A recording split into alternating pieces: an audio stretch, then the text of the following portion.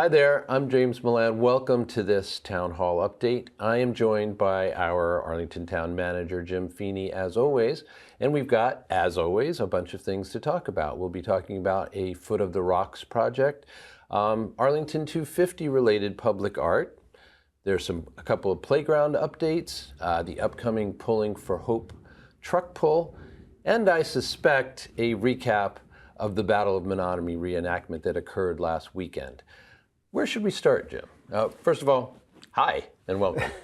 Hi, thank you for having me as always. And now, where should we start? All right, just a brief update that the AmpUp Comprehensive Plan Survey deadline has been extended to May 11th. So if you did miss that initial session, you can still participate and provide feedback by reviewing the presentation and taking the survey online on the AmpUp website. So tell your family, tell your neighbors, that survey for feedback is especially important early on in the process. So I just wanted to let everyone know that the deadline had been extended for that. And I know that that first session was really well attended as it was, but always good to give people even more time to weigh in. Indeed. And then I suppose now on to the semi-quincentennial.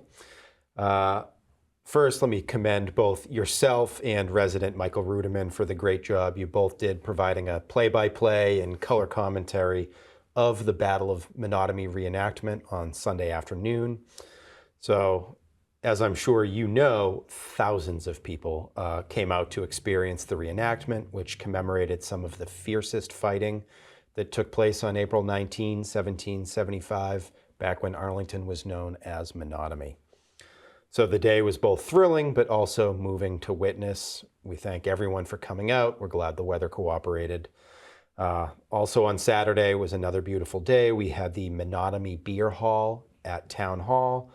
That event was incredibly well attended. It was a very family-friendly atmosphere, both out in the garden and in the auditorium at Town Hall, and throughout the building where there was all sorts of activities, games, tours, video presentations, live music. You name it, there was a lot going on, as there was all weekend with various activities happening in between. So these events were really 2 years in the making. So many people were involved in the planning and execution of these events. So it's obviously worth taking the time to acknowledge their individual and collective efforts to put on the celebration that we had this Patriots Day weekend. So first and foremost, just want to recognize Arlington's 250 committee for setting the direction and planning many of the events. That committee was stood up for exactly this weekend. The Chamber of Commerce for their active participation as well as financial support. The Commission for Arts and Culture for the curation of public art, which I'll talk a little bit more about later. The Historical Society and Cyrus Dallin Museum for offering talks and tours of the spaces and the rich history they offer. The Committee on Tourism and Economic Development for again hosting the Paul Revere and William Dawes Ride Through Town, among other activities. The state's Revolution 250, who provided the reenactors and helped ensure a realistic portrayal of the events. And not just yourself, but ACMi as a whole for the work they did covering especially the event on Sunday. I mean, our local legislative delegation, including State Representatives Garbely and Rogers and Senator Friedman, were incredibly supportive leading up to the event and during the events. Of course, we couldn't have done it without the funding support that we received from the Massachusetts Office on Travel and Tourism, the Arlington Chamber of Commerce, and especially Leader Bank, a local business, and thank them for their ongoing support of the community and financial support of community events. And then at Town Hall, I'd be remiss if I didn't take time to give some special kudos to Christine Bongiorno, the Deputy Town Manager for Operations, as well as Katie Lusai, our Economic Development Coordinator, who were two very key individuals behind the scenes, sort of pulling all the strings and attending all the planning meetings, both locally and regionally, and ensuring that the events went off without a hiccup. So my thanks to them.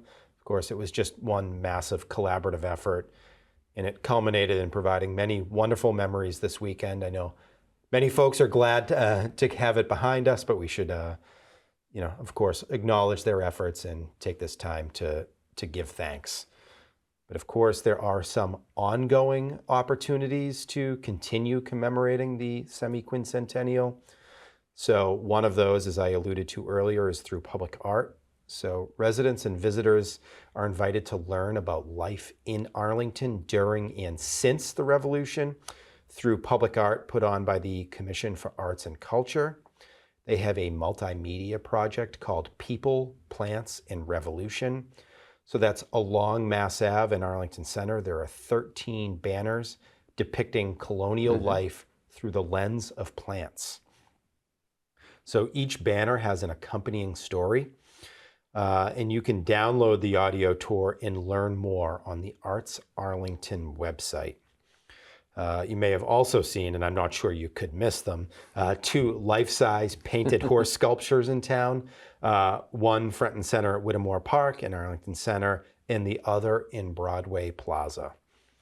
So the horse in Whittemore Park is called Menotomy, Dawn of Democracy. It features native flora and fauna in a collage form over the whole body of the horse, and that was painted by Don Evans Scaltretto. And the other horse on Broadway Plaza is called Neighborhood and features town buildings in the style of a historical tapestry, and that was painted by Renee Majkut. These 2 horses really are works of art. So fortunately, these horses, which commemorate the ride of Revere and Dawes, will be on display actually through August of next year, August of 2026. So they are here to stay for a little bit. Invite folks to go check them out, take pictures with them, and really just enjoy them for the works of art that they are. Yeah, happily we had a chance to talk to both Renee and Don about their work on this previous Monday, and we're in the process right now of coming up with that package. But really great to hear them describe both the process and the creativity behind these works that are going to be there for our enjoyment for a long time. One thing they mentioned, and I'm sure will be elicited by all the public art you were talking about, is the fact that they love the conversations that they've had with people just going by who are drawn to the horses or to the murals or to whatever. This kind of surge of public art, the public art community here in Arlington has just been killing it for the last 5 to 10 years or so. And we are a richer community as a result, but it also it promotes conversation. It promotes interaction in a way that is so natural, usually so joyful as well. So really a lovely addition. Indeed, it's both thriving but highly visible, especially through these projects. So. Absolutely. And moving, you've mentioned a number of art projects. I'm not sure if did you cover all the ones you want to talk about? I did, but we certainly got some other projects in store. Let's talk at the foot of the rocks. Let's not forget what's going on there. Right. Of course, related to the semi-quincentennial, but also forward-looking. This is something that has been in the works now for a number of years. So the foot of the rocks is actually at the intersection of Mass Ave and Lowell Street. It's that little pie-shaped wedge of land. It has always been a site to commemorate the nearby fighting that took place on April 19, 1775, but the renovation of that space that is now underway will create a memorial and a pocket park that aims to honor both the Minutemen and British soldiers who fought and fell at or nearby that historic site. And the site in the future will also tell the untold stories of those who lived in Menotomy at the time at the start of the Revolutionary War and how they supported efforts at that time. So this project is being funded primarily by the Community Preservation Act and Community Preservation Act Committee, as well as a grant from the Massachusetts Office of Travel and Tourism. And again, the project seeks to enhance public awareness and appreciation of Arlington's role in the American Revolution. So I hope, construction fencing is already in place. Work is well underway. We had a groundbreaking ceremony last week with local and state officials, and it sort of served as a lead-in to the Patriots' Day weekend. I am hopeful that upon completion and then completion of a future phase of work that will bring about the installation of informational, educational, and interpretive signage, that will become sort of the site that hosts future events where we're commemorating Arlington's place in history as it relates to the Revolutionary War, and perhaps when we're celebrating future milestone anniversaries. So we're glad to have that underway. That's great. I'm really glad also to hear you mention that theme of untold stories, which is kind of coursing all the way through a lot of the both the art and the narrative around this celebration of Arlington's, so far, in many ways, the untold story of Arlington's contribution to these early days and hours. A lot of the commentary at the reenactment, as I'm sure you noted, was in that vein as well, just kind of telling stories that really most of us weren't aware of, and that make so much richer what we were watching on that day, but also as we look around us at places like the foot of the rocks. We realize that there are real stories, real people, real events that are still captured within those spaces, and just love that idea. Thank you very much. Yeah.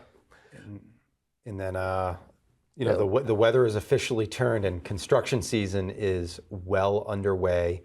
Of course, we plan much of the year around this window of time, starting mid to late April, when we can start breaking ground on any number of projects, from water mains to sewer rehabilitation to sidewalks to roads.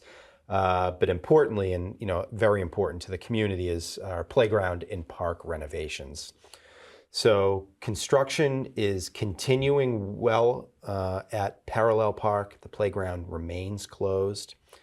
Temporary fencing is now in over at Hills Hill, and construction of the new mountain biking area will commence very soon.